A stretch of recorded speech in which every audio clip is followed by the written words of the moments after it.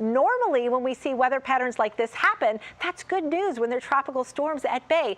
This tends to kick out the tropical storm, keep it out at sea. We're going to have to trade that off with a little bit of cloud cover coming in. Most of that's going to hold off until the afternoon hours. There you can see some clouds already into West Virginia and into Ohio. Money with Jacqui JERAS too. You're in the money too. I want $700. Do you want $700? Definitely. Tune in again tomorrow. Well, our weather, maybe not $1 million forecast, but it's pretty ding dang good here. They don't want people around anymore so that the rescue crews and emergency workers can get in and try and find any hopeful possible remaining survivors. Well, it came from the Arctic, believe it or not, way up from the North Pole. So this is very bitter cold air that's traveled hundreds, thousands of miles to get here. I just got to say, I love it. I love it too. Absolutely. What is that bright yellow orb in the sky? Haven't seen it in oh so long. Hello, friends. Nice to see you. So we're bookending the day dry, but the rain showers are moving in very shortly. Our temperatures are cool this morning, cooler than yesterday, but hey, at least you can get into work for the most part without getting wet. 50 degrees is your temperature downtown. It's 46 in Reston, 55 degrees in Annapolis. Here's live Storm Watch 7 Doppler radar. Notice the rain showers not too far away. They're already starting to move into western Loudoun County and trying to nudge into northern Montgomery County. Some of these downpours are pretty hefty. We're seeing that along 340, pushing just east of Martinsburg. This is going to head towards Frederick. This is going to move towards Hillsborough. Middleburg, you're coming up next, eventually making it towards Reston and then into the downtown area. Probably within an hour, maybe an hour and a half. So you've got a little bit of time still to get to your destination. Now, showers will continue off and on through maybe the lunch hour, but by 1 o'clock, maybe in 2 o'clock, I think this is going to be out of here. Coming in behind this cold front is going to be some very blustery conditions, and the winds are going to kick up this afternoon, but especially you'll feel them strong through the day tomorrow. Temperature-wise, while we're in the 50s now, we're still going to end up pretty mild today. I think low to mid 60s can be expected, but it will feel a little bit cooler than that as those winds pick up later on today. Tomorrow, those gusts could reach 35 miles per hour, so a skirt alert for you tomorrow, or a kilt alert. Our temperatures in the 50s in the suburbs and around 60 degrees expected downtown. It'll stay a little bit breezy on your Saturday, but not as bad as what we're expecting for tomorrow. Temperatures will be cooler too, around 53 degrees, upper 50s by your Sunday, and milder temperatures into next week. It's like Florida weather, right? It really Where you've got is. the heat and the humidity, and every day you have a chance of afternoon thunderstorms. Time it out 3 o'clock. Yeah. There you go. Yeah, we may as well be in Orlando. We could go to Disney World today. We need the beach. I know. All right. Well, it feels like the beach, maybe heading the links today.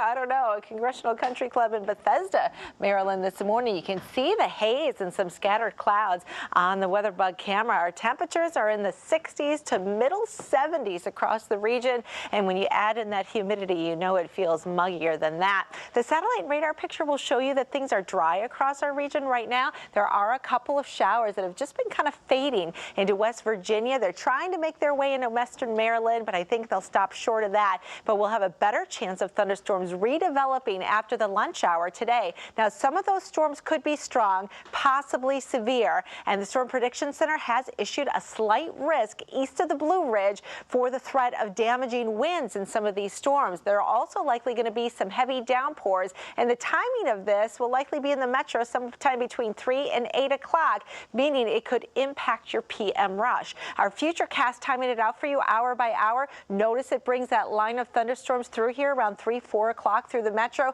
and it exits over towards the bay by 7 or 8. Drier conditions overnight tonight and early tomorrow morning, but notice that things could get a little wet tomorrow afternoon. I think there's a much better chance of rain today compared to what we had yesterday and compared to what we have tomorrow. So today is going to be a bigger show than the rest of the week, even though we'll see some of those daily chances. In addition to keeping our eye on things like severe storms, we're also keeping our eye on the tropics. Nothing brewing right now, but I might want to mention that today the National Hurricane Center is going to be issuing their forecast for the tropical Atlantic season coming up. We expect it to be a quiet one because of El Nino. However, it only takes one storm, and you always want to be prepared. Around here, be prepared for wet weather today with your umbrella handy. This afternoon and evening, we'll see those storms off and on over the next couple of days, finally getting a break as we head into next week.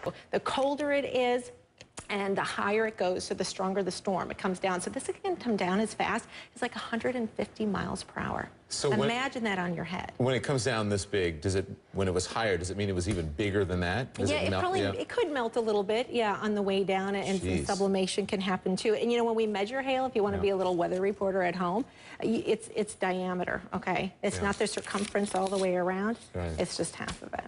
Oh, got it. So. I still don't know what that means. I'm terrible. But you want to stay inside, right? Wait till the storm is over before you take those pictures. Yeah. Jacqui, JERAS has a couple of other mysteries, including one that we may have discovered a new ancestor. What is this all about? Does this change history?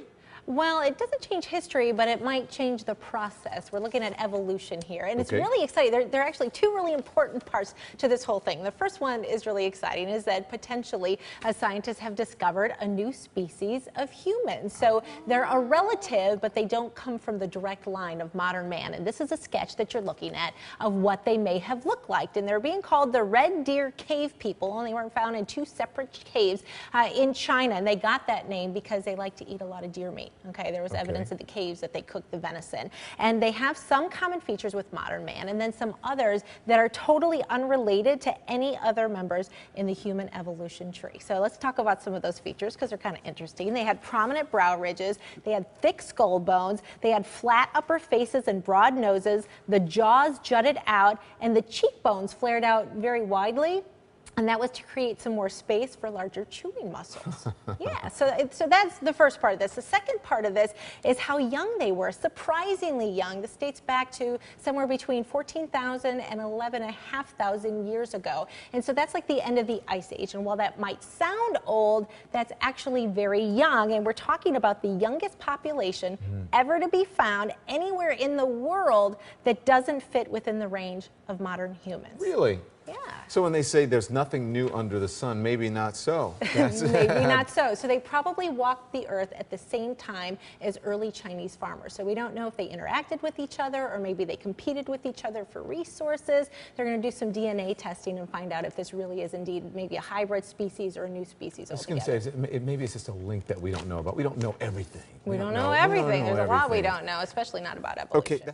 Good morning, Washington. I'm Stormwatch 7 meteorologist Jacqui, JERAS, out in the elements. I don't know if you can see it, but we still have some very light flurries that are falling here in Washington, D.C. and Rosslyn outside in our studios. Let's take a look over here because it makes me cringe every time I see these cars come up to the intersection.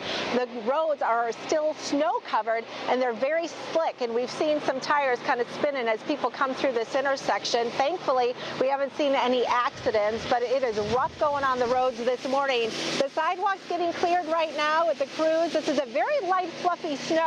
So I want to show you, we've had about 1.3 inches. I got my Stormwatch 7 snow stick out to measure it, and it's very light, it's very fluffy. You could even just kind of dust it off this morning. Now the concern is what's going to happen later on this afternoon. I'm expecting freezing rain. So what is freezing rain? Freezing rain comes down as liquid like rain, but then it ices on contact. So it creates an ice rink on the roads. It collects on power lines. Power outages will be a possibility in some spots west of Washington, D.C. What sleet is are pellets of ice that come down. That sleet, it bounces on the ground on contact. So we're worried about the freezing rain. Eileen's going to have more on that coming up 10 minutes from now. In the meantime, Julie, boy, it's rough out here on the roads everywhere, really.